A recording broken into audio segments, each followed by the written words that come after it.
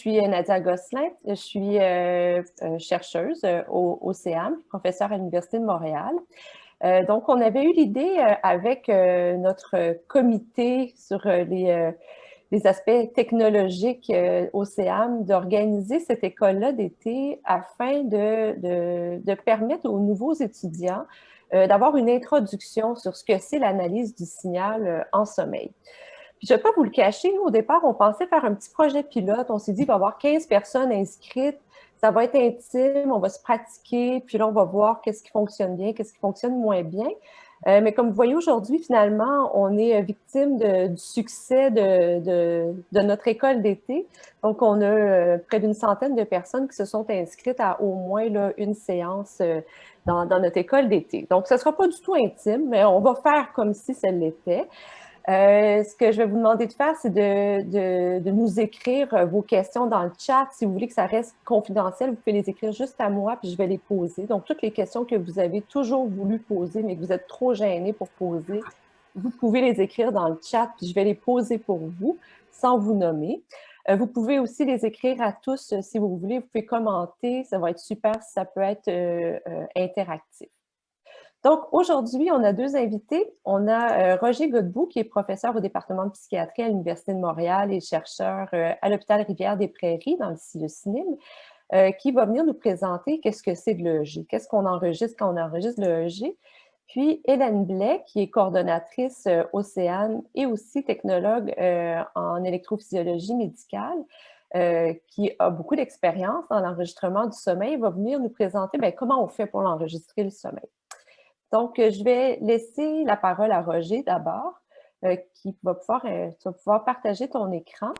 Ouais. Je vous invite à garder votre caméra ouverte et nous faire des petits signes si vous comprenez bien ou si vous ne comprenez pas bien, puis à inscrire vos questions dans le chat. C'est bon. Bonjour tout le monde. C'est ça, je suis chercheur, je suis psychologue aussi, je suis chercheur, je m'intéresse au sommeil depuis longtemps, j'ai un labo à Rivière-des-Prairies avec une clinique de sommeil pour les enfants et adolescents qui ont des troubles de santé mentale, puis un labo animal à Sacré-Cœur. Je vais vous donner donc la genèse tracée, genre de 101 sur d'où viennent les ondes cérébrales. Puis on parle d'ondes, on ne parle pas d'activité quantifiée, on parle d'ondes, on parle de forme d'ondes. Puis ensuite, c'est ça qui est numérisé, puis ça va faire partie de d'autres leçons plus tard. D'où est-ce que ça vient, en allant à ce qui module cette activité-là. Donc, le héros de la journée, c'est les cellules pyramidales du cortex. C'est là qu'on enregistre le EEG. Et l'EEG nous vient des potentiels de membrane, des dendrites apicales. Apicales, ça veut dire apex, ça veut dire au-dessus. Quand on est dans la couche corticale, on est au bout du cortex. Là aussi. Et puis, on va voir un peu comment c'est la sommation de ce qui se passe ici génère des ondes EEG qu'on enregistre et qu'on voit à l'écran. Fait que avant, on va dézoomer puis on va rezoomer là, sur de cette dendrite apicale-là pour voir d'où est-ce que ça vient et par où ça passe. Il y a toujours une note historique, mais elle est hyper importante parce que l'EEG reflète un peu l'information avec laquelle le cortex est bombardé d'informations. Puis cette information-là, elle est amplifiée, elle est dirigée, elle est choisie grâce à un réseau qui s'appelle le système réticulaire activateur ascendant. Donc, c'est ce qui est assuré ici. On a un tronc cérébral, le bulbe rachidien, la protubérance, le cortex, le cerveau de chat, là, le bulbe olfactif, le cervelet. Toute l'information qui vient, y compris les afférences sensorielles, etc., une bête des collatérales, qui vont dans ce réseau-là. Ce réseau-là envoie l'information partout sur le cortex. Et puis, c'est ça qui va aller se joindre éventuellement, on verra comment puis où, sur les dendrites apicales des cellules pyramidales du cortex. Ça date d'il y a longtemps. Même moi, je n'étais pas né encore quand ça a été publié. Mais c'était l'idée de savoir, entre autres, pourquoi on est réveillé si longtemps, parce que On est vraiment réveillé vraiment longtemps, hein, la plupart d'entre nous, là, un bon 16 heures par jour, je dirais, la plupart d'entre nous. Puis si c'était juste le fait de se reproduire, de manger, puis de garder un territoire, combien d'heures par jour ça serait fait? On retournerait dans notre caverne, on se protégerait, puis ça serait fini. Mais le quoi qui me garde réveillé, donc ça fait partie de ça. Et au point de vue EEG, ce système-là est donc ce qui donne du tonus au cortex, qui le prépare, qui est déjà un petit peu dépolarisé, puis il est prêt à recevoir de l'information pour la traiter. Fait que ça prend cette machinerie-là qui est ici, qui est hyper importante. Ces gens-là ont découvert, ça, c'est un neuroanatomiste, puis un Italien, un neurophysiologiste, le postdoc qui était dans ce labo-là à Chicago. Puis ils ont vu que quand on lésait cette structure-là, on ne réussissait plus à désynchroniser le jet du cortex. Puis quand on l'anesthésiait, cette région-là, on pouvait inverser son effet en générant des ondes lentes ici. On pouvait l'inverser en stimulant électriquement, puis en inversant ça. Donc c'est vraiment une région, un réseau. C'est pas une structure, hein, c'est vraiment un réseau. On verra un peu. C'est ça qui se produisait.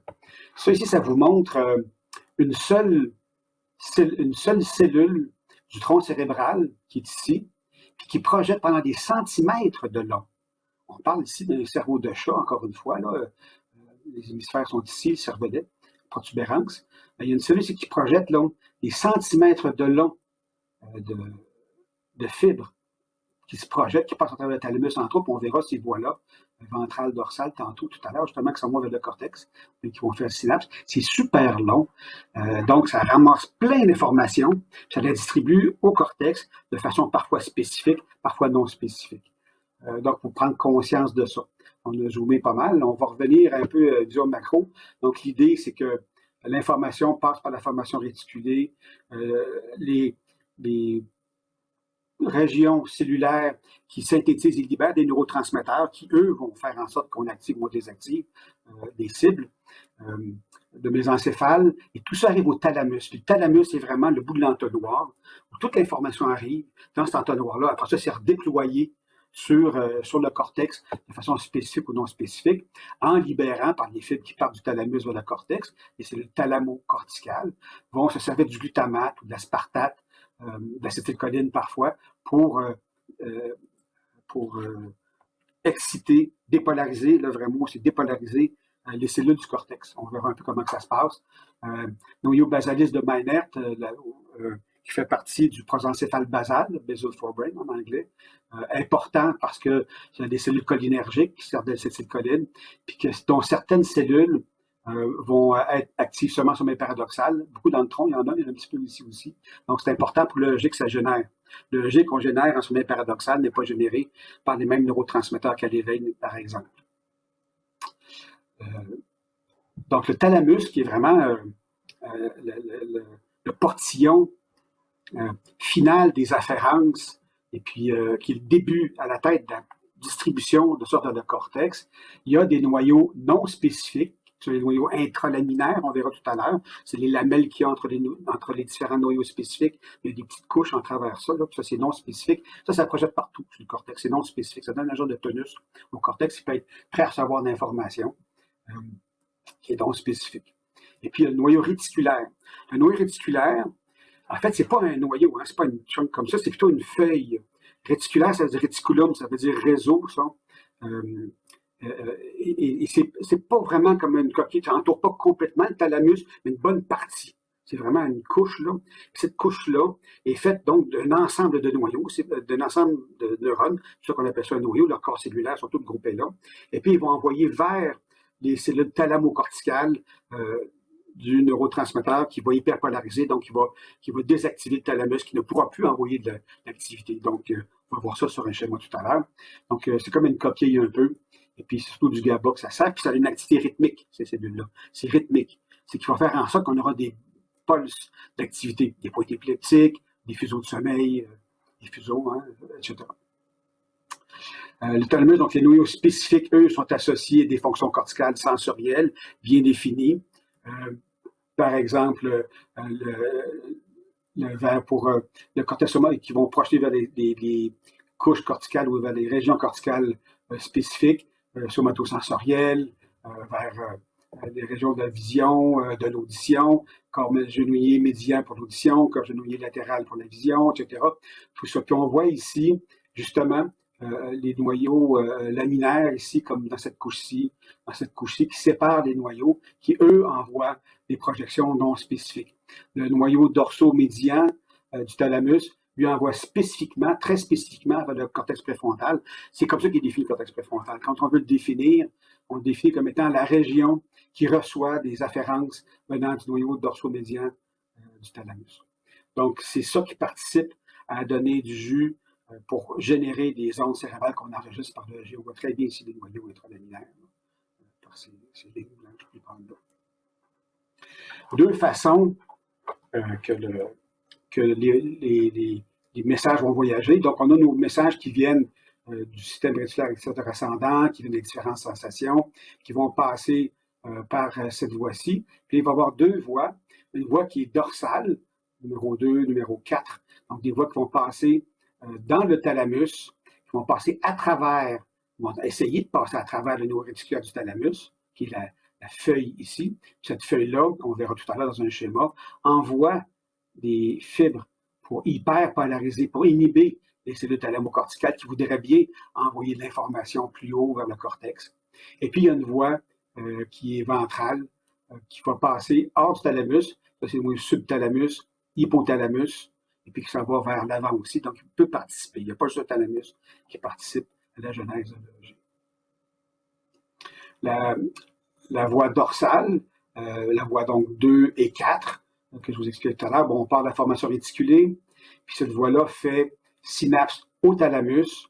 La voie 4 prend le relais, traverse le noyau réticulaire du thalamus, puis il s'en va vers le cortex.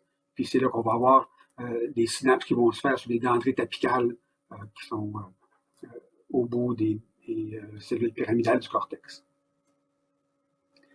La voie ventrale, c'est celle-ci. Donc, on reçoit toujours nos sensations qui viennent de la formation réticulée du système réticulaire activateur ascendant. Et puis, ça passe par le sous-thalamus, et puis ça passe par l'hypothalamus, ça passe ou par ça, ou par le noyau basal de Maynard, qui est le noyau pas du poisson encéphale basal, donc noyau cholinergique. Ceux qui le savent, vous vous rappellerez, puis ceux qui ne savent pas, vous l'apprennent aujourd'hui. C'est des cellules cholinergiques qui, entre autres, font partie de la physiopathologie des maladies dégénératives, en particulier la maladie de l'Alzheimer, par exemple, puis d'autres démences aussi, et puis qui contribuent à l'EEG. C'est peut-être pour ça qu'on peut servir d'analyse de l'EEG pour dépister ou pour caractériser l'état fonctionnel du cerveau des personnes qu'on soupçonne être atteintes de maladies dégénératives ou de maladies d'Alzheimer, par exemple. Et ça va, donc, ces deux-là vont vers le cortex cérébral. Donc, il y a deux grandes voies. On reçoit toute notre information, elle passe par le tronc cérébral, elle s'en va dans le thalamus. Puis après ça, le thalamus est déployé vers le cortex en prenant deux voies, une voie dorsale, une voie ventrale. Une qui passe par le thalamus, le noyau réticulaire du thalamus, puis qui réussit ici un peu à se rendre jusqu'au cortex. Puis l'autre qui passe par en bas, par l'hypothalamus, ou le basal de Maynard aussi, puis qui est projeté vers le cortex. Quand on regarde des ondes cérébrales, là, ça vient de tous ces chemins-là. Ça vient pas, c'est pas spontané, c'est pas généré là sur place. C'est vraiment par toutes ces régions-là qui, donc, à chaque étape, vont moduler l'activité, vont faire d'abord qu'elle se rende ou qu'elle se rende pas. Puis quand va-tu être très dépolarisée ou très hyperpolarisée, cette information-là qui va parler au cortex. Et c'est là qu'il va faire en sorte qu'on va avoir des ondes d'amplitude différentes selon les régions, selon les états, et puis de polarité différentes, négatives ou positives, selon ce qu'on reçoit, selon ce qu'on ne reçoit pas. Donc, voici la boucle thalamocorticale. Je n'ai pas mis la référence, mais les deux prochaines, je pense que c'est tiré de travaux de Mircea Steriade, qui était un neurophysiologiste à Québec, à l'Université Laval. Puis ces travaux-là ont été repris par Florine Namzika, qui est à la Faculté de médecine dentaire ici à l'Université de Montréal, puis par Igor Timofeev, qui est à l'Université Laval, lui, à Québec, à Robert Richard. Donc, on a l'input qui vient ici des afférences, entre autres, du système réticulaire activateur ascendant, par d'autres sortes d'inputs qui viennent de noyaux alentours, y compris de notre noyau thalamique d'ailleurs, parfois. Et puis cette cellule thalamocorticale-là, bon, sa nature, c'est, comme le dit son nom, c'est d'envoyer un axone qui va venir jusque dans le cortex, puis qui va venir exciter, dépolariser la membrane, on verra comment ça marche tantôt, en faisant une synapse sur les dendrites apicales, donc qui sont à l'apex de la cellule pyramidale. Ici, c'est supposé être une pyramide, c'est supposé être un triangle. Et puis, la dendrite apicale, il y a des dendrites basales qui parcourent la couche corticale parallèlement, et puis le propre axone de cette cellule pyramidale-là qui descend. L'information part de la cellule thalamocorticale, qu'elle soit noyau spécifique ou non spécifique, projette sur la dentelle apicale, fait sa job, fait son travail de dépolariser la membrane ici. Et puis la cellule corticale, elle va réagir en émettant un signal qui va descendre. Puis en descendant, elle va faire toutes sortes d'affaires. En descendant, elle va aller d'abord vers des effecteurs qui doivent être mis en action, comme lever mon pied parce que j'ai marché sur un caillou, par exemple, si je ne suis pas un fakir. Puis sinon, elle va aller vers soit directement sur la cellule thalamocorticale. Cette cellule-là va recevoir cette dépolarisation-là, ça va l'exciter encore, comme le fait l'input tout à l'heure, puis il va retourner ici, puis il va exciter encore, ça fait une boucle qui s'auto-entretient, jusqu'à ce que l'autre projection qui vient de la cellule corticale, pyramidale, va aller vers le noyau réticulaire du thalamus, va dépolariser, donc va exciter ces cellules réticulaires du thalamus, lesquelles vont envoyer un signal inhibiteur, hyperpolarisant, pour dire à la cellule thalamocorticale, ça va, tu as reçu le message, tu as compris, on arrête ça.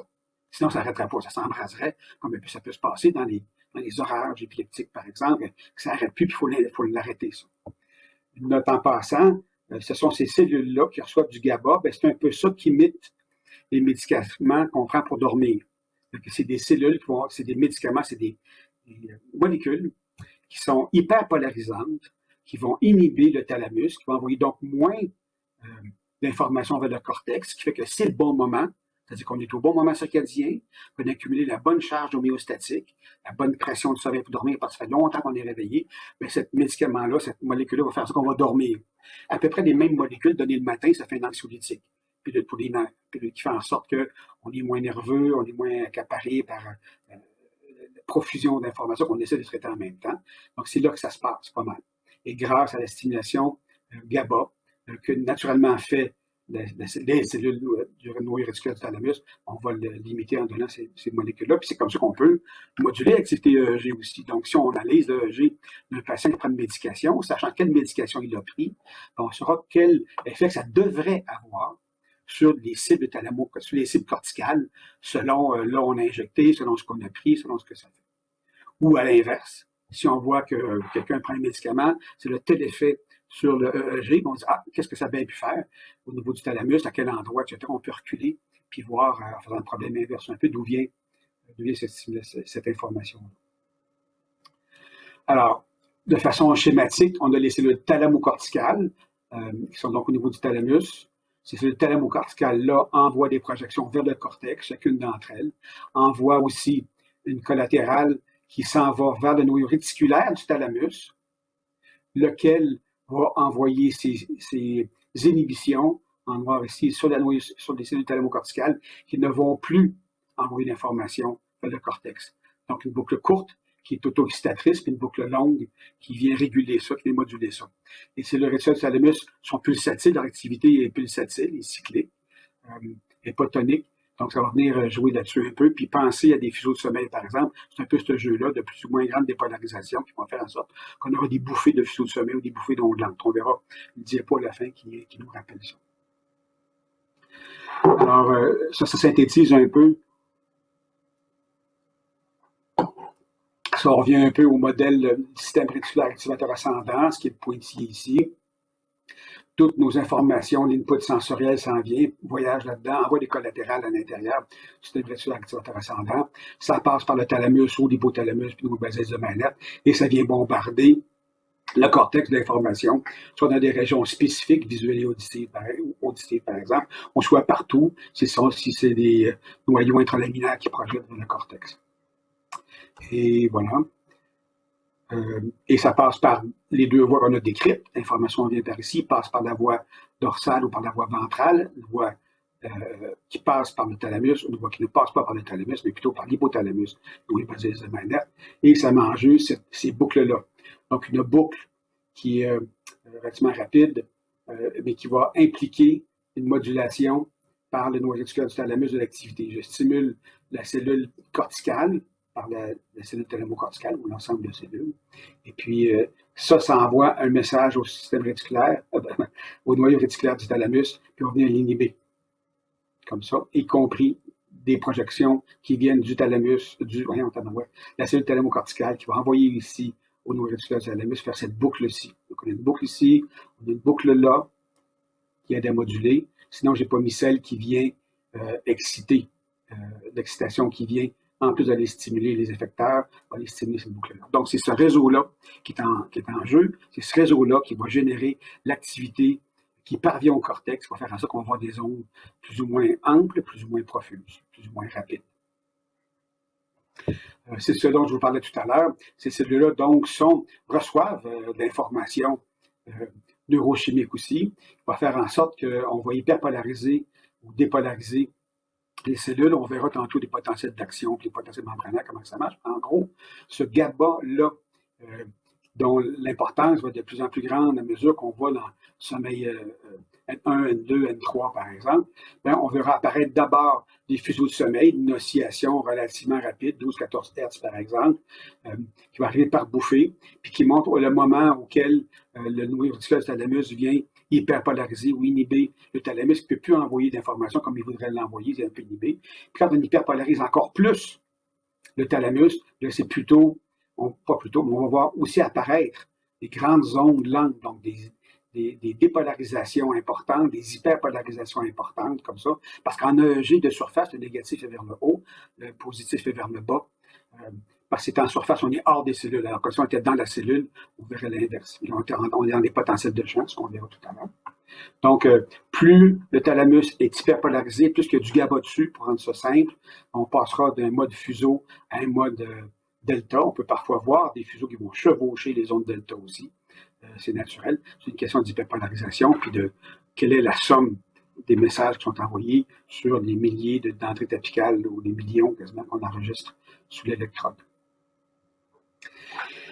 Ces systèmes-là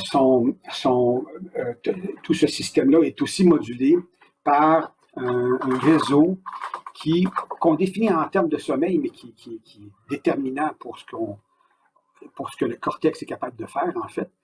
C'est deux systèmes. Ça, c'est un modèle qui existe depuis les années 1970, qui est raffiné de plus en plus maintenant, on comprend de mieux en mieux. Je vous en montre une version vraiment schématique et vraiment très simple. L'information que je ne vous montre pas est parfaitement compatible avec ce qu'on voit là. C'est juste les noms, il y a une liste de noms beaucoup plus longue. Ce n'est pas important, je pense, pour tout de suite. En ce moment, ça pourra faire l'objet d'une ou deux diapos de plus, là, dépendant du niveau qu'on veut atteindre. Donc, il y a un système qu'on définit en fonction est-ce qu'il permet ou ne permet pas le sommeil paradoxal. C'est un peu une méthode, une drôle d'idée. Hein? On parle de sommeil, en anglais, on parle de sommeil REM, sommeil non REM. On définit quelque comme étant ce qui n'est pas, là. Je suis un peu toto, mais en tout cas. Donc, il y a un système permissif qui est SP-off, qui est sommeil paradoxal off, qui va dire, bien, si je le permets, il y en aura, mais je ne le permets pas, il n'y en aura pas. Ce système-là, il utilise surtout, par exemple, la noradrénaline et la sérotonine. Je vous montrais tantôt le locus coeruleus dans un des schémas, et puis les noyaux du raphe, sont dans le tronc cérébral, dans la protubérance, les deux, mais synthétisent et libèrent ces deux noyaux-là, chacun, la noradrénaline ou la sérotonine. Puis le système exécutif, une fois qu'on permet au sommeil paradoxal d'apparaître, mais il apparaît, il fonctionne parce que le système qui utilise l'acétylcholine, c'est une acétylcholine qui n'est pas la même. Ce sont des cellules qui ne déchargent, qui ne sont actives qu'en sommeil paradoxal seulement. Rien que là, jamais en éveil. Puis les autres sont responsables d'exécuter, de faire la job pour qu'on les yeux bougent, que le cortex soit désynchronisé, qu'il y ait une autonomie musculaire. On ne rentre pas dans ces détails-là. Nous, ce qui nous intéresse surtout aujourd'hui, c'est l'EEG. Ça participe à l'EEG aussi.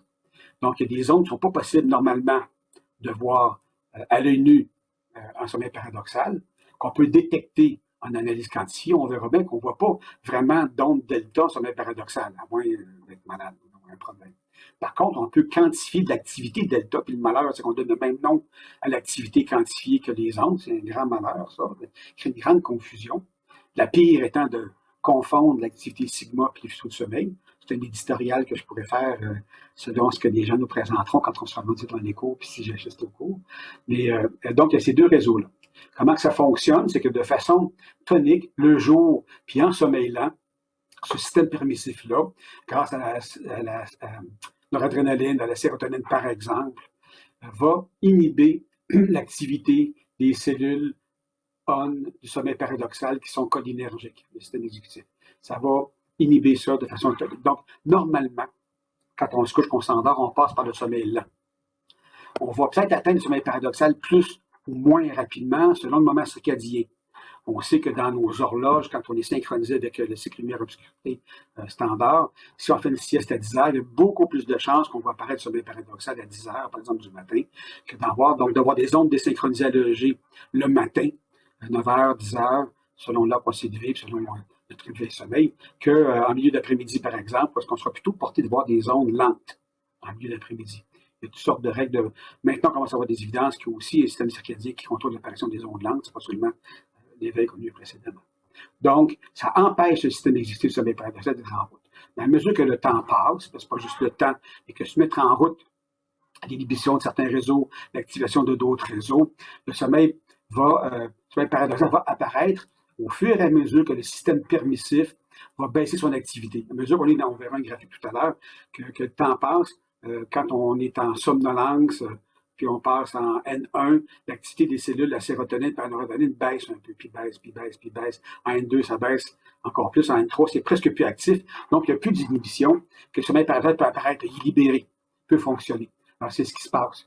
Ce système exécutif-là fonctionne, puis il va envoyer ces cellules cholino qui vont synthétiser l'acétylcholine, ces cellules cholinergiques-là, vont envoyer à des structures cholinoseptiques qui sont sensibles à l'acétylcholine, vont envoyer ça sur les réseaux qui sont responsables de l'activation de l'EEG.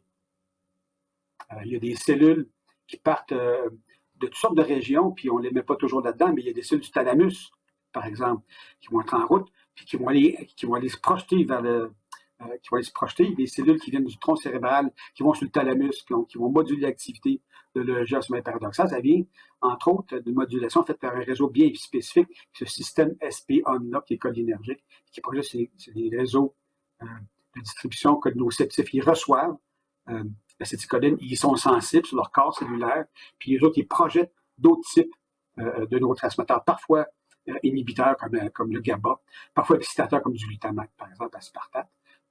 Dépendant de la job qu'ils s'en vont faire, désynchroniser l'EEG, induire de l'atonie musculaire, etc. Mais pour l'EEG, donc c'est des projections qui vont vers le thalamus ou directement vers le cortex. Et ce système-là, dit vraiment bêtement et simplement, va projeter aussi en même temps une dépolarisation, va dépolariser les membranes des cellules du système permissif qui vont reprendre progressivement leur activité. Ça va remonter, ça va remonter, ça va remonter, jusqu'au point où il va atteindre une activité suffisante pour inhiber à nouveau le système exécutif qui va être inhibé encore. On passe de cette façon-là du sommeil lent au sommeil paradoxal, du sommeil lent au sommeil paradoxal. Et puis on verra, nous, ce qui nous intéresse aujourd'hui, une activité EEG lente et ample, une activité en fuseau, une activité à faible amplitude et à haute fréquence. Tout ça, c'est modulé un petit peu par ce modèle-là. Donc, on voit ici les cellules SPOF, les cellules SPON, c'est un peu ce que je vous racontais tout à l'heure. Les taux d'activité des cellules SPOF, à mesure que le temps passe, le taux se met à diminuer, ce qui fait en sorte que l'activité SPON augmente, jusqu'à ce qu'on passe un seuil ici, croisement. Passer ce seuil-là, on voit du sommeil paradoxal, parce que les SPON sont majoritairement actifs, donc l'EEG va être désynchroniser, faible amplitude, haute fréquence. Et puis, il n'y aura plus d'influence des cellules qui sont normalement associées à de l'activité plus lente un peu, au moins en sommeil N1, N2. Et puis, ça va aussi comme ça, activité rapide, activité lente. Il y a longtemps, on a quantifié le sommeil que par l'activité EEG. On ne servait pas du tonus musculaire, on ne servait pas du mouvement des yeux, mais on ne voyait pas toute l'histoire parce qu'on voyait passer l'EEG d'activité un peu lente à très, très, très lente, puis tout à coup, l'activité devenait rapide. Ça veut dire qu'à 1h30, 2h du matin, tout le monde se retourne à la maison, c'était fini, la personne s'était réveillée, moi j'avais pas mal ce qu'il nous fallait, puis c'était clair, on s'en allait, jusqu'à ce qu'il y ait un foutu postdoc à Chicago qui enregistrait son fils, son jeune garçon au laboratoire à Chicago. Il s'appelait Eugène Sirinsky. Et puis il était voir son enfant, et puis il a voulu parler, mais il dormait. Il ne réveillait pas, il n'était pas réveillé. Puis là, il a vu que les yeux bougeaient beaucoup. Qu'est-ce que c'est cette affaire-là? Voilà. Puis là, il l'a brassé un peu, puis là, il a compté un rêve, une partie de rêve. Fait qu'il a recommencé ces enregistrements-là pour se dire, donc, à chaque fois que l'EEG revient comme ça, la personne dort encore, c'est quoi cette affaire-là? Puis le premier papier qu'on publié, qui était refusé dans trois grandes revues pendant 2-3 ans de temps, à refaire des papiers, à se faire dire « Vos machines sont brisées, c'est que c'est de données que c'est ça, on veut visiter votre labo, on veut tester vos polygraphes. » Ils ne croyaient pas ce que c'était, mais effectivement, ils se sont rendus compte qu'il y avait une alternance du EEG désynchronisé, hypersynchrone, qui alternait comme ça en même temps que les mouvements des yeux, qui apparaissaient, qui apparaissaient pas. Puis en parallèle, la même chose était mesurée en parallèle en Europe chez des chats par Jouvet, qui voyaient que l'EEG se synchronisait, se désynchronisait cycliquement, aux 20 minutes à peu près chez les chats. Puis en même temps, le tonus musculaire baissait. Puis lui, ce qui ne s'intéressait pas tellement au sommeil, il s'intéressait à la neurologie, à la paralysie, puis à la mort, tout ça. Et puis, il s'est rendu compte de ça, puis on publié chacun un en anglais, un en français, puis un ne lisait pas dans la langue de l'autre à l'époque. Ils ne se sont pas rendus compte, puis ils ont découvert l'existence du sommeil paradoxal. Ils ont découvert, ça existait déjà avant qu'ils le découvrent, là, ça existait avant qu'ils le savent. Ils ont réussi à découvrir ça. Puis, donc, c'était basé essentiellement sur la cytologie. Alors, c'est pas ça que je fais, c'est ça ici. Alors, donc, vraiment une indication très, très basique, là. Le système cholinergique à l'éveil, il est actif. Le système noradrénergique est actif. Le système sérotoninergique est actif aussi. En sommeil lent, tout le monde baisse un peu d'activité.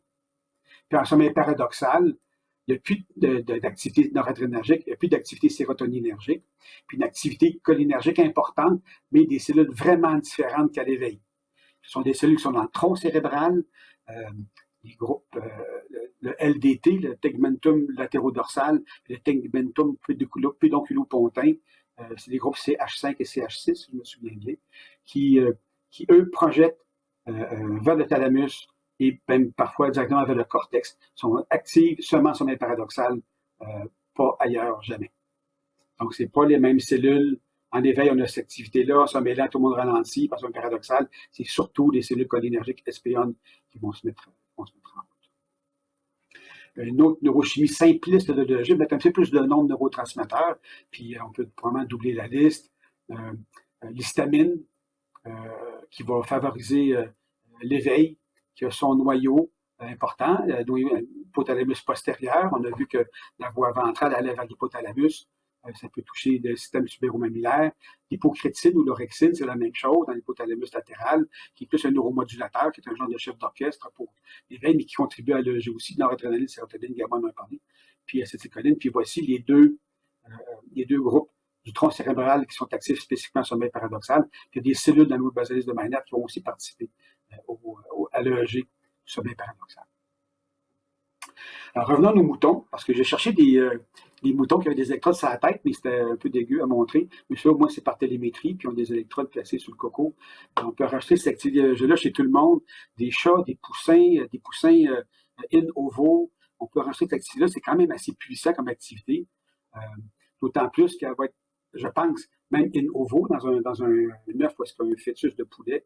On peut racheter une certaine forme d'activité de mouvement, bien sûr, puis une certaine forme d'activité électrique aussi.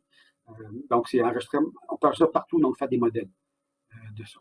Historiquement, on a donc commencé par des animaux, des lapins, des chats, des chiens, des singes, pour comprendre un peu ce qu'il en était, parce que ce médecin britannique-là, il y a quand même un certain temps, enregistré donc l'activité électrique, parce qu'on ne savait pas comment ça fonctionne, on est encore dans la philosophie des humeurs, tout ça, puis les neurotransmetteurs n'étaient pas encore très connus du point de vue du système nerveux central. À la périphérie, oui, c'est déjà connu un petit peu, l'adrénaline entre autres, mais dans le système nerveux central, pas vraiment. Puis Richard Caton s'est rendu compte que oui, la matière grise, ce qu'on appelle la matière grise, le cortex, avait une polarité négative quand on plaçait des électrons d'enregistrement à la surface de ça, puis que les régions subcorticales étaient positives. Ça commençait à faire naître la notion de dipôle. Donc, un pôle comme une batterie, un pôle positif, un pôle négatif, par exemple. On commençait à pouvoir conceptualiser ça. Et puis que cette activité électrique-là variait en fonction des stimulations sensorielles ou de l'état de vigilance des animaux. Hans Berger, qui est un neurologue allemand, lui a enregistré, ça c'est l'activité EEG de son fils. Il faut dire que les enfants, profitez-en, parce que les enfants font toutes sortes d'expériences aux enfants. Puis par exemple, vous ne pas passer par le comité d'éthique. C'est le DPJ, mais il ne s'intéresse pas encore à la recherche. Mais vous pouvez faire des affaires comme lui. Enregistrez donc l'activité EEG de son enfant. On voit l'activité alpha de son enfant. Ce qu'on voit ici, c'est un time code generator. Ça générait des ondes à 10 cycles par seconde pour pouvoir mesurer, comparer à l'activité qu'il voyait par les bouffées d'alpha, par exemple, chez son garçon. Donc, c'est dans les premiers tracés, d'autres tracés qui ont été faits avant, mais ça, c'est ce qu'on trouve dans son article original. Vous avez la référence ici, si vous lisez l'allemand. Puis vous verrez un peu cette activité. Donc, on considère une activité puis qui est différente selon l'état du cortex. On verra l'exemple classique tout à l'heure. Donc, l'électroencéphalogramme, bon, l'EEG reflète l'état du cortex. Je ne parlerai pas beaucoup d'ordinateurs puis de filtres. J'ai une ou deux diapositives là, qui vont montrer le chemin un peu du tracé. Je ne vais pas trop dans l'électronique des amplis. Surtout que c'est rendu assez black box, cette affaire-là. Donc, l'amplificateur, donc on enregistre l'activité par deux électrodes parce qu'on compare toujours deux signaux, on le verra tout à l'heure. Ça va dans un amplificateur qui va amplifier ces petites ondes-là de très, très faible amplitude, va amplifier ça, comme un ampli va amplifier de la musique de votre lecteur de fichiers MP3, MP4 ou Wave, peu importe. Et puis, ça va envoyer un tracé. Cet amplificateur va envoyer un signal électrique puis qui va activer, soit converti dans un signal électrique, donc exact, qui va être déposé ou qui va être affiché dans un écran. On va pouvoir voir l'écran. À l'époque, c'était déjà du papier, mais c'est la même affaire. On voit donc les tracés se mettre. Donc, comme la différence de voltage entre deux points du scalp, puis cette différence-là, on l'affiche, on la montre. Ah, il n'y a pas de différence, il y a une grande différence négative, il y a une grande différence en faveur du positif. Ça donne, selon les états, différentes formes d'ondes, plus amples, lentes, et puis moins amples, plus rapides, par exemple. L'activité EEG, c'est un peu des ondes alpha, comme on en a vu tout à l'heure. C'est réactif, donc même juste fermer pour ouvrir ses yeux en quelques secondes. Quand on a de l'activité alpha, c'est des ondes régulières, comme ça, qui est très différente d'une personne à l'autre. Je pense que je l'ai mis la diapo suivante, qui montre la différence entre des personnes. Donc, dès que la personne est détendue, les yeux fermés, ne pense pas à grand-chose, l'activité alpha est détendue. Dès qu'on ouvre les yeux, l'EEG est réactif. Donc, on voit l'activité prédominante précédant l'ouverture des yeux être remplacée par une autre activité EEG prédominante. Et puis, dès qu'on ferme les yeux, pas longtemps après, ça redevient une activité alpha de la personne qui est détendue des yeux fermés. On a l'échelle de temps ici. C'est un test classique qu'on fait en neurologie, par exemple, pour voir si l'EEG est réactif. Donc, on voit ici comment l'EEG varie avec l'âge. Donc, quand on compare l'EEG, c'est l'EEG dans les différents groupes d'âge, on voit que les ondes commencent à être assez apparentes, là, vers 4 mois à peu près d'âge de vie. On voit apparaître pas mal ces ondes-là. Puis vers 4 ans, on voit un alpha qui est assez clair, qui apparaît pas mal bien sur les tracés. Et puis, c'est assez bien montré. On voit ici un alpha qui est assez continu, les yeux fermés, c'est pas toujours le cas. Je pense dans la diapositive suivante, on voit les différences entre différents. Non, on ne le voit pas. Donc, il y a des différences. Il y a des gens qui ont de l'alpha par bouffée, par exemple. D'autres continus. C'est très, très différent d'une personne à l'autre. Mais les mêmes personnes vont présenter un même pattern en général d'une fois à l'autre. Et ça va être vrai pour l'analyse de signal qu'on vous montrera après. Donc, c'est pour ça que parfois, ça prend des grands groupes de personnes parce qu'il peut y avoir une grande diversité inter-individuelle. La variabilité intra-individuelle n'est pas si importante si on suit les règles d'échantillonnage que vous verrez dans des leçons un peu plus tard. La petite technologie, pour enregistrer des ondes cérébrales, on a plusieurs choses à traverser par enchaînement, toutes les couches des méninges, la couche osseuse, le cuir chevelu, les cheveux pour ceux qui en ont, selon l'endroit où vous venez, etc. Et ça nous prend donc des conducteurs qui sont assez bons. On a ici les électrodes de type Beckman, c'est-à-dire qu'on a une pastille d'argent, chlorure d'argent. Ça, c'est assez sensible. C'est couvert de plastique, on peut coller ça sur-dessus de la tête. Puis ici, on va remplir ça d'une pâte électrolyte conductrice. Et puis, cette activité-là, cette activité électrique-là qui est enregistrée, va s'en aller par un câble jusqu'à un amplificateur, etc., pour le traitement du signal. On peut avoir aussi des électrodes qui sont plaquées or, donc des cupules comme celle-ci, qu'on colle sur la tête. On voit qu'il y a un trou ici, là. Donc, à travers ça, on peut faire passer le bout d'une aiguille blunt, là, une aiguille, comment on dit, Hélène? Comment on dit, une aiguille blunt, là, une aiguille... On dit à bout tronqué. Merci, à bout tronqué, une aiguille à bout tronqué. Et on peut gratter un peu, à ce moment-là, on fait pivoter, on gratte un peu la peau, on peut injecter de la pâte électrolyte, etc. Il y a maintenant des pâtes électrolytes. Avant, on couvrait ça par... Il y a peut-être des labos qui le font encore, je ne suis pas certain de ça, là, qui font encore de gaz, et puis on met du collodion. Il faut que je cache mon téléphone quelque part. Donc, de collodion qui va... qui va donc tenir la chose en place, mais maintenant on a plutôt des pâtes électroniques qui vont fixer l'électrode au scalp. Donc voici le genre de pâte électrolyte qu'on peut mettre donc sur le scalp, faire bien tenir ça en place, selon des montages que Hélène va vous montrer éventuellement. Et puis ces signaux-là, on veut qu'ils soient clairs, qu'ils soient propres. Donc on va mesurer l'impédance, la conductivité entre l'électrode elle-même puis la peau. On va pouvoir mesurer l'impédance de ça en termes de kilo-ohms. On veut très, très peu d'impédance. Donc, on gratte la peau un peu, enlever la peau morte, suivi de la colle qui va interférer avec le signal pour qu'on ait un bon signal. Puis, on pourra mesurer l'impédance puis voir qu'on est en bas du 5 kilo-ohms, par exemple. C'est ce qu'on désire avoir comme critère. Puis ensuite, ce signal-là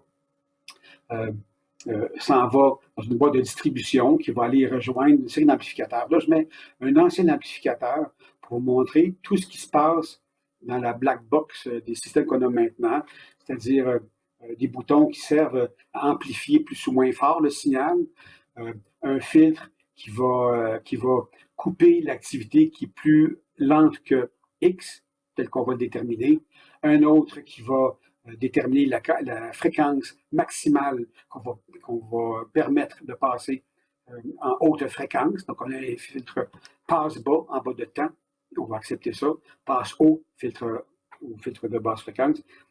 Qu'est-ce qui va passer au-dessus de ça? On va se trouver en général entre 0.3, 0.5, 1 Hz jusqu'à quelque chose comme ça des 10 Hz. Puis il y a toujours un filtre de 60 Hz parce qu'on est souvent contaminé. L'environnement électrique va souvent créer un signal de 60 Hz qu'on pourra filtrer ou pas. Les tech EPM n'ont pas le droit de mettre ça, mais en pratique, des fois, on les met parce que le signal est vraiment envahissant. On va pouvoir le traiter ensuite. Ces amplis-là sont transformés maintenant par des amplis tout en un. Ça, c'était pour une paire d'électrodes, donc pour un système à 64 canaux. On avait 64 tiroirs comme ça. Ça prend comme un congélateur à 4 portes. Là. Maintenant, tout se place dans des boîtes têtières et des amplis vraiment miniaturisés. Donc très petit, ça peut même être ambulatoire. Et puis, ce signal-là est envoyé vers des écrans, puis vers un dépôt, vers une mémoire pour garder l'information. On verra rapidement tantôt quelques informations à propos de ça. Donc, on compare toujours pour un signal EEG deux points, et puis on va soustraire de l'activité de un des points, on va le soustraire de l'activité de l'autre point. Donc, on a un input 1, grid 1, le grid 1, l'entrée numéro 1, puis l'entrée numéro 2 rentre dans l'ampli, puis l'ampli qu'on appelle l'ampli différentiel va faire la différence entre les deux signaux, puis va nous donner la différence ici. Le canal EEG va nous montrer cette différence-là. Cette différence-là, en général, on va par exemple, je pense que Hélène va bien expliquer les références, vous verrez un peu pourquoi. On peut prendre un point neutre ou un point actif. Donc, le signal qu'on reçoit de une et de l'autre électrode va être peut-être différent. Par exemple, j'aurai 7 microvolts à un moment, à C4 par exemple, puis 0 microvolts au site d'enregistrement P4 par exemple, ça donne une différence absolue de 7 microvolts. Je verrai une onde de 7 microvolts apparaître. Ça se fait très, très rapidement, à tous les 256 millièmes de seconde. Ça varie toujours, mais c'est ce phénomène-là qu'on voit s'accumuler. Ça se pourrait que l'activité soit la même aux deux régions. Si c'est la même aux deux régions, on soustrait l'un de l'autre, ça nous donne 0 microvolts. Donc, on a un tracé plat pendant cette microseconde, cette milliseconde-là, il ne va rien se passer. Puis ça se peut qu'on soit à des directions opposées. C'est-à-dire que j'ai plus 7 microvolts sous une électrode, puis moins 7 microvolts à l'autre, ça donne un total absolu de 14 microvolts. Et c'est parce qu'on fait 7 moins 7, ça va donner 14 microvolts. Donc, on a une onde beaucoup plus ample ici. Okay? Donc, c'est la différence absolue entre les deux points. C'est ce qu'on observe comme onde à l'EEG qu'on enregistre. Tout ça étant modulé par les systèmes neurochimiques qu'on a vus tout à l'heure. Okay. Donc, grâce à ce petit ampli. Ici. Donc, c'est ça, c'est la diapo un peu de filtre, etc. Donc, on peut ajuster la sensibilité. En fait, en général, la sensibilité ou l'amplification, le volume de l'ampli de musique qu'on peut avoir va être ajusté soit sur l'affichage que l'on voit, soit au dépôt en mémoire. Puis l'un est différent de l'autre. Et on verra. Il y a deux sortes de filtres importants. Le filtre basse fréquence ou le filtre passe haut, on laisse passer en haut de temps l'activité. Puis on passe bas.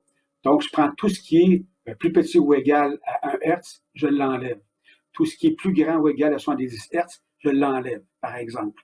Donc, l'accès EEG que je vais voir, puis qui va être déposé en mémoire aussi, va tout ce qui est entre 1 et 70 Hz. Les filtres, c'est ça que ça sert. Il y a aussi le filtre 60 Hz à cause du bruit généré par l'environnement électrique, etc.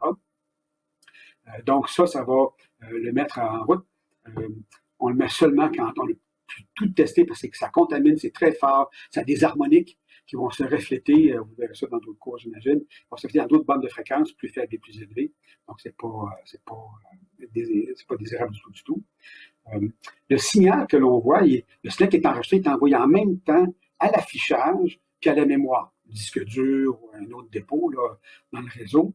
Mais les deux sont indépendants. C'est-à-dire que si je peux changer l'affichage pour mieux voir certaines zones, je peux changer l'affichage à l'écran, ce que vos logiciels permettent, ça ne change rien à rien à ce qui est déposé sur la mémoire.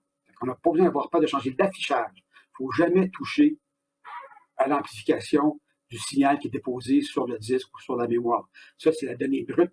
Elle est essentielle. On peut la traiter ensuite, on peut la filtrer ensuite, mais sûrement pas au moment de l'acquisition.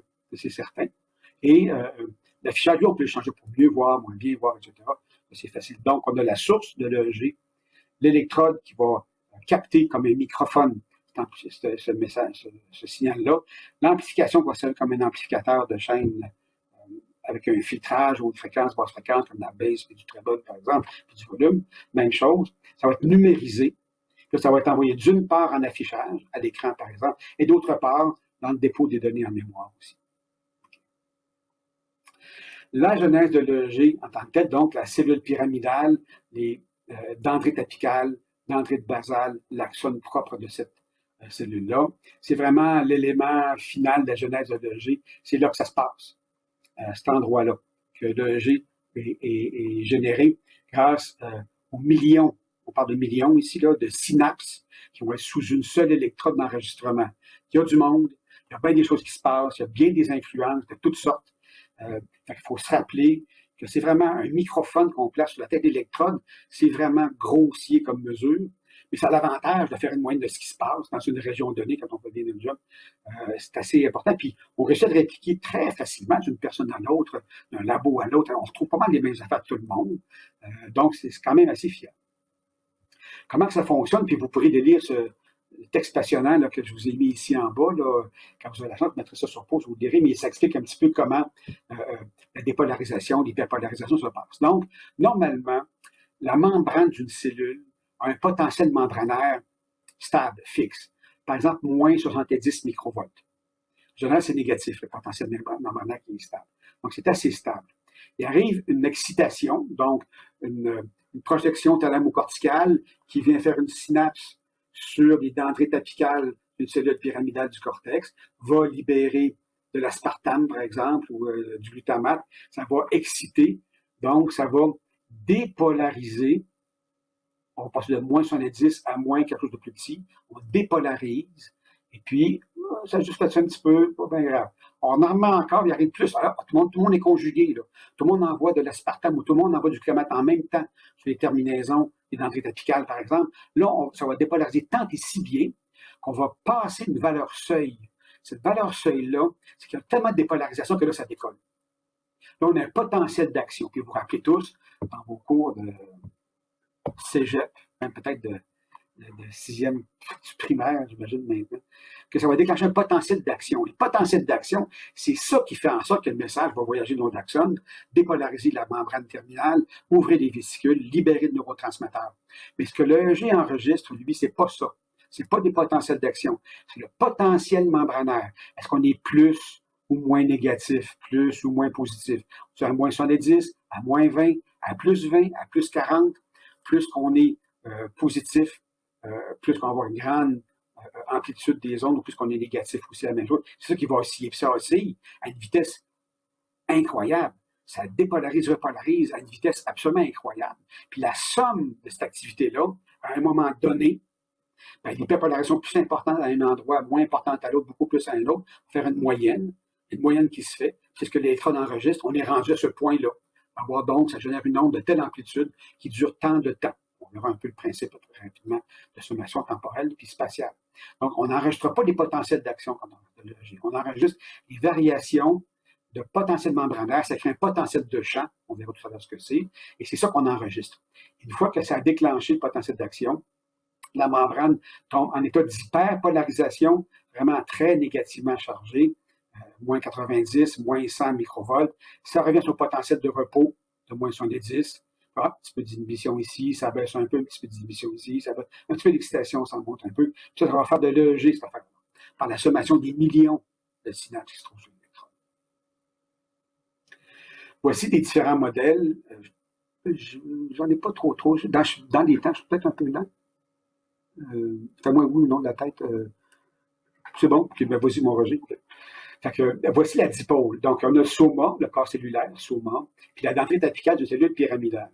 On enregistre, par exemple, à chaque extrémité, dans ce cas-là, c'est le modèle que l'on prend, pour voir ce que c'est dépolarisé ici ou pas dépolarisé. On voit que ça l'est, donc notre flèche n'est pas à zéro, elle est un petit peu penchée par là. Et ça crée un potentiel de champ autour de la cellule, comme autour d'une batterie, autour d'un aimant, n'importe quoi. Il y a un champ électrique qui se crée. Ce champ électrique-là va s'éloigner jusqu'à un certain point du générateur, puis ça va générer en même temps des lignes le long desquelles on mesurera la même chose. Tout le long de cette ligne-là, on mesurera le même voltage. Parce qu'on est à la même distance, suivant la courbe, en l'inflexion, cette courbe-là suit l'inflexion générée par le champ qui, lui, est courbe. On va mesurer la même chose ici, là, puis là, à mesure qu'on s'éloigne de la dendrite, par exemple, jusqu'à un point où on est rendu trop loin. On parle juste d'une dendrite, par exemple. Ici, on a la zone d'équipotentialité. On ne mesure rien. C'est égal. C'est autant dépolarisé qu'hyperpolarisé. C'est zéro qu'on enregistre ici. Puis ici, on enregistre du positif, de la même façon. C'est que si j'enregistre, j'ai une électrode ici, proche de la dendrite, par exemple, une électrode qui est loin de la dendrite, vis-à-vis de la ligne d'équipotentialité, par exemple, puis ici, vis-à-vis un potentiel de champ qui est négatif, on va voir un signal. Si j'enregistre le long d'ici, donc extérieur, imaginons que c'est un coco, ça c'est une tête, puis ça c'est des milliers et des milliers de dendrites qui ont des millions et des millions de synapses, bien, ça me donne un courant de dépolarisation, puis vis-à-vis de ligne d'équipotentialité, ça va me donner un signal. Puis ça peut être simplement l'électrode de référence aussi, que ça soit un mastoïde ou bien un lobe d'oreille. Si je mets des électrodes de part et d'autre de la dendrite apicale, qui sont le long d'un même potentiel, un même voltage, hein, on voit le champ ici, donc on est vraiment au même point ici, bien, je ne vais rien enregistrer, ça va être zéro parce que si je soustrais l'activité d'ici de celle qui est ici, ça va me donner zéro parce qu'on a le même voltage. Même chose pour ici, on a le même voltage, ça me donne zéro. Ici, on n'a pas le même voltage, ça me donne un signal. Donc, c'est un peu ça. Répéter ça avec des milliers de dendrites apicales et donc des millions de synapses, ça va créer un potentiel de champ que je vais mesurer, puis ça va être soustrait du potentiel de champ d'une autre électrode, neutre ou ailleurs, puis ce que je vais voir à cette seconde précise-là, c'est la différence des potentiels de champ qui vont monter ou baisser à mesure que la dendrite apicale de la cellule pyramidale du cortex va recevoir des inputs excitateurs ou inhibiteurs, hyperpolarisants ou dépolarisants venant du thalamus. D'accord? C'est vraiment de là que ça vient, c'est comme ça que ça marche en gros, vraiment en gros. Donc, j'ai mon électrode, j'ai toutes ces couches-là ici qui viennent interférer avec la genèse de ça, parce qu'on a un petit potentiel de champ, il y a un petit bébé potentiel de champ de rien du tout. Il faut que ça traverse tout ça. Puis notre électrode, je ne sais pas au bout, c'est une petite cupule plaquée or, une petite plaque d'argent, chlorure d'argent, qui va ramasser ça, qui va ramasser avec un ampli hyper sophistiqué, donner un signal qu'on va pouvoir voir sur notre tracé, puis c'est ça notre tracé EEG. Donc, potentiel de champ, il existe. Pour cette dendrite apicale-là, il existe pour toutes les autres dendrites apicales qui sont là aussi. Puis on a différentes inputs qui arrivent du thalamus. Une qui arrive ici, qui arrive ici, qui arrive là, qui arrive là. Donc, il y a des signaux contradictoires de toute nature possible qui viennent stimuler les dendrites apicales. C'est ce qu'on enregistre ici avec notre électrode. Il y a une sommation, donc, qui se fait quand on enregistre une électrode ici, ici ou ici. Une sommation qui est temporelle et spatiale. À ce moment-ci, voici qui parle de la même façon. Ce petit groupe de terminaisons-là, quelques milliers seulement de dendrites apicales, vont générer donc un petit potentiel de champ qui va être amplifié par notre électrode. Pas pareil. Ici, beaucoup plus, à ce moment précis-là, donc un plus grand nombre. Ici, on a une sommation spatiale. La somme de ces petits carrés-là me donne à peu près la somme de ça. Ça me donne ainsi à peu près équivalent aussi parce que c'est une sommation spatiale. Et puis là, je ne parle pas parce que je ne suis pas trop certain s'il fallait que j'en parle, si quelqu'un nous va en parler, mais de la conduction par volume. ces potentiels de champ peuvent se répandre ailleurs puis contaminer les électrodes voisines. Il y a des règles à suivre de ça. Donc, plus que le potentiel de champ regroupé à un même moment, au même endroit, plus le signal va être ample. C'est ce dont je parlais, il y a à peu près 1 million de synapses qui vont être activées simultanément pour qu'un signal puisse être détecté. 1 million de synapses. Une chance qu'on a une chance, là, il y a à peu près 10 millions de cellules au millimètre carré dans le cortex, ils ont chacun des milliers de synapses chacune. Ça donne une chance, donc ça génère bien du jus finalement. Ça va être, puis vous allez voir dans cette information-là, vous verrez toute cette information-là, je pense, c'est ce papier-là. J'ai 2 papiers que je vous ai mis, oui, je pense que c'est ça. Oui, je vous ai mis 2 papiers en référence tout à l'heure, à la fin, là, puis un qui est assez simple, puis l'autre qui est plus sophistiqué. Puis vous pourrez vous amuser selon votre intérêt à chacun. Donc, si on synthétise ça, l'électrode enregistre tout ça. On a la cellule pyramidale 1 qui reçoit ce signal-ci, la 2 reçoit cela, la 3, tout le monde est ensemble. Donc, la 1, la 2, la 3, la 4, la 6 reçoit chacun son information. On fait une sommation, ce que l'électrode ramasse ici, ça donne ce tracé-là. Et puis, si tout le monde décharge en même temps, bien, on va additionner ça à ça, à ça, à ça, à ça, à ça. Ça nous donne cette onde-là. Hop, là, c'est plus important un peu, ça va me donner ça. Donc, le G va varier selon la sommation spatiale et temporelle de l'ensemble des millions de synapses qui se font sur l'électrode d'enregistrement. Il y a d'autres modulateurs, j'achève, c'est pas trop pire.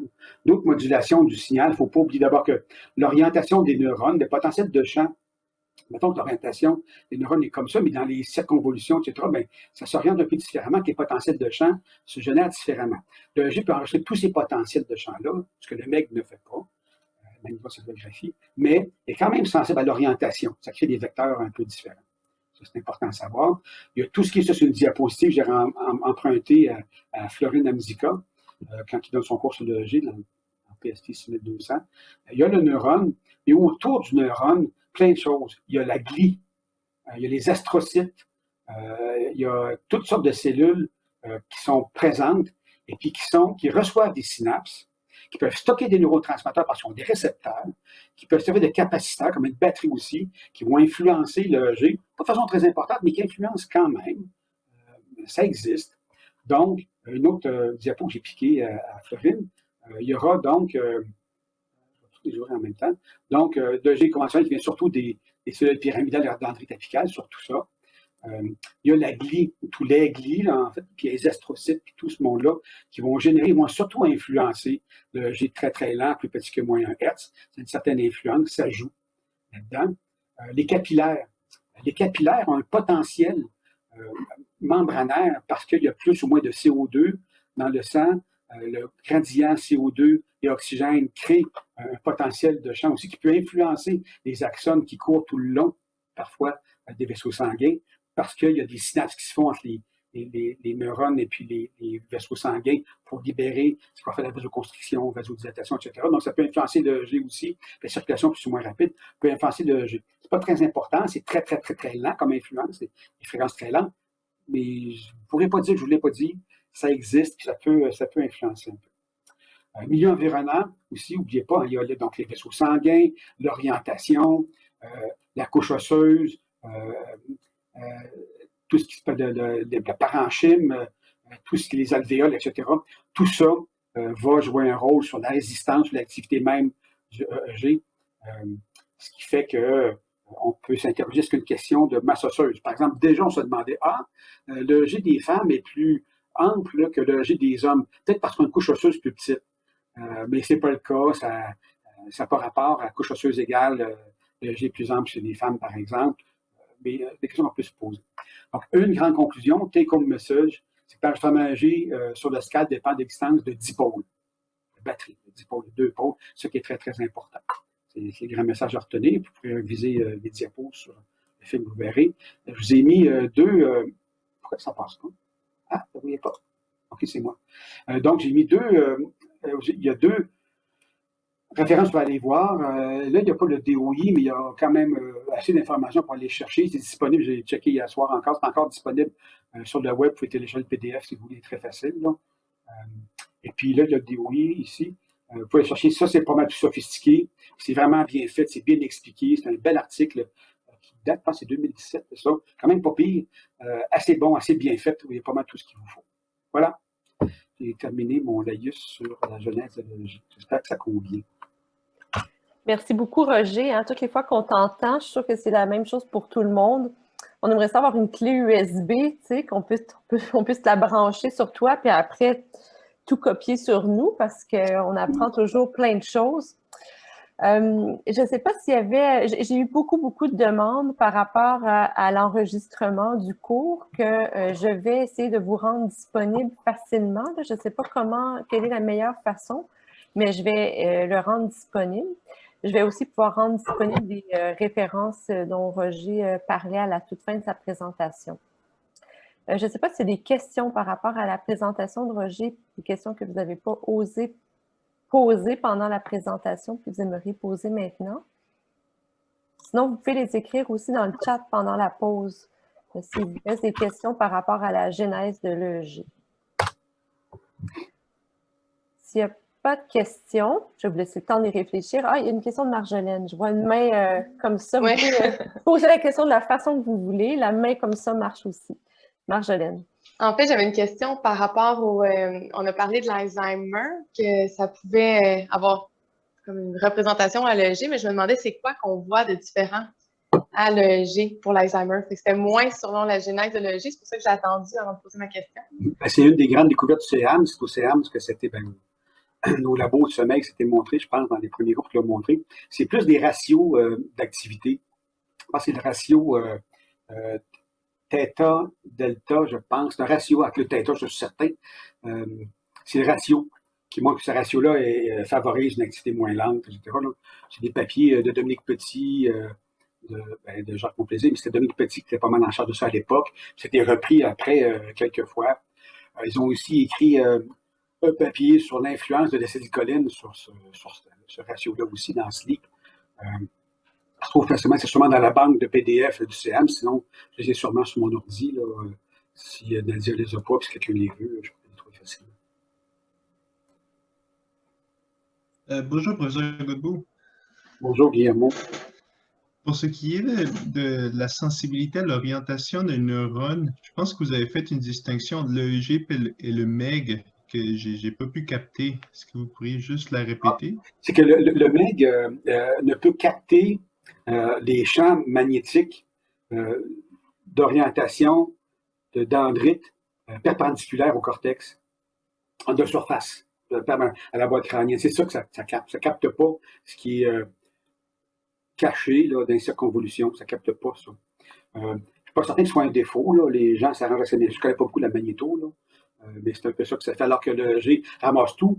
Et c'est quand même sensible à l'orientation des dipôles parce que des dentelles apicales orientées perpendiculairement à la surface du scalp, il y a des potentiels de champ qui sont donc orientés. Puis ceux qui sont orientés de façon assez différente, le potentiel de champ n'est pas le même, donc ne contribue pas de la même façon. On peut vouloir en tenir compte, par exemple, dans des modèles où est-ce qu'on fait de la phylogénèse, comparer le G d'animal à des humains. Ben, un rat qui a un cortex flat comme une fesse de bébé, là, il n'y a pas vraiment de circonvolution là-dedans, donc tout est orienté comme il le faut, alors que les humains, ça peut se promener de toutes les façons.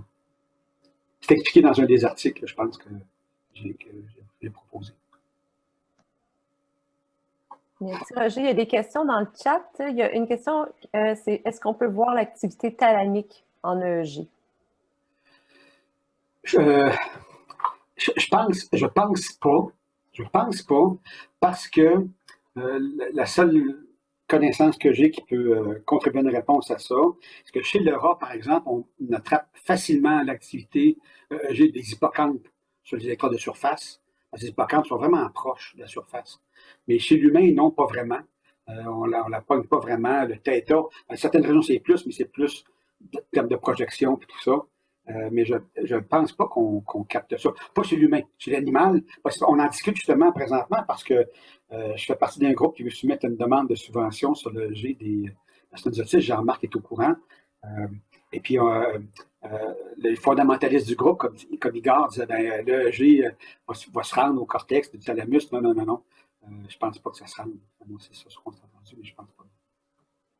Il y a une autre question dans le chat. Je ne sais pas si je vais bien la dire, mais est-ce qu'une électrode génère une seule sommation des potentiels de champ? Donc, si on a 10 électrodes sur une personne, on aura 10 résultats de l'EEG. quand on a beaucoup d'électrodes, on est dans des régions différentes, donc il y a un input du thalamus ou de d'autres sources qui sont différentes selon les régions, ne serait-ce que par la distribution des fils, ne serait-ce que parce qu'à ce moment-là, il ne se passe pas seulement la même affaire dans une région frontale qu'une région occipitale, par exemple. Donc, en effet, on ne mesure pas la même affaire. Mais cette sommation-là, c'est sous cette électrode-là, il y a des milliers et des milliers et des millions de synapses qui sont présentes. Donc, si on change d'endroit, ça ne se passera pas exactement en même temps. Ça dépend de la résolution temporelle qu'on utilise aussi. Si on échantillonne, par exemple, l'EEG, vous verrez dans l'échantillonnage, dans d'autres cours, mais à telle cadence, à tant d'échantillons par seconde, plus ou moins lent, on va faire plus de sommation temporelle à ce moment-là. On va régresser vers la moyenne, ce qu'on voit. Donc, on a des chiffres très, très, très variables. C'est comme si on prend une moyenne du poids, de la taille de chacun d'entre nous ici, les 50 quelques personnes qui sont présentes, je pense. On va faire une moyenne. Et plus qu'on a de monde, ben, on a moins de variance intra, puis on se rapprochera de la moyenne possiblement, à moins qu'il y ait un phénomène quelconque. Donc, une électrode enregistre plein de potentiels de champ, puis tout ça, c'est ramené en moyenne. L'électrode ne fait pas la distinction entre les différents contributeurs qui sont dessous. Donc, on a un potentiel de champ qui a cette microseconde de tel état, c'est-à-dire de telle intensité, puis voici à telle fréquence. Puis si on a plein d'électrodes un peu partout, ben, ils vont mesurer des choses différentes, effectivement. D'autant plus que si on n'est pas au repos, si je donne une stimulation, ben, je vais avoir une activation bien plus importante auditive dans la région auditive ou visuelle dans la région visuelle, par exemple, par opposition aux régions frontales ou pariétales, par exemple.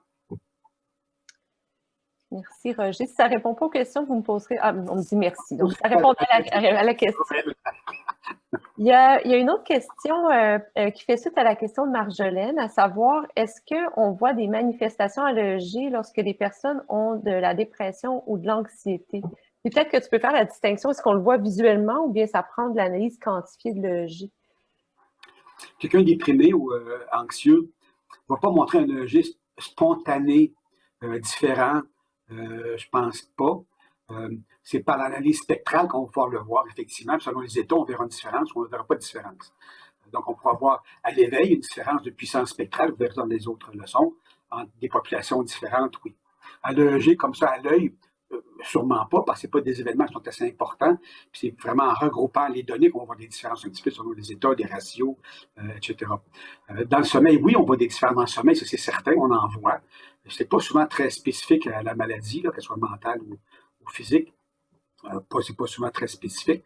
Mais à l'EEG, comme ça qu'on voit se dérouler devant nos yeux sur l'écran, très difficile. Des conditions qu'on va pouvoir voir, c'est pharmacologique. Par exemple, quelqu'un qui prend un anxiolytique, de type benzodiazépine, par exemple, on verra facilement sur le tracé EEG plein de fuseaux de benzo, comme on dit, là, beaucoup de fuseaux assez rapides, assez compactés. On le verra beaucoup. Ça ressemble à un tracé de benzodiazépine, ça. On pourra le voir, ça. Mais c'est les tracés épileptiques, on pourra le voir aussi. C'est assez très, très évident. Mais sinon, non, pas plus que ça. C'est de là l'intérêt de faire de l'analyse quantifiée du signal aussi. Donc, c'est pour ça qu'on a monté l'école d'été. Donc, la question est bien pertinente. Je ne vois pas d'autres questions pour l'instant. Je vous invite à continuer à en écrire. On va toutes les poser. Je vous propose de faire une pause de peut-être un 5 minutes, donc jusqu'à 11h20. Puis ensuite, on va reprendre sur comment concrètement on enregistre le... Donc, je remercie encore Roger pour sa présentation. Là, je pense qu'on t'aurait écouté pendant facilement 3 heures. Puis on veut essayer de tout enregistrer ce que tu nous racontes. C'est pertinent des fois. C'est trop intéressant. Merci beaucoup. Donc, je vous envoie la pause, tout le monde.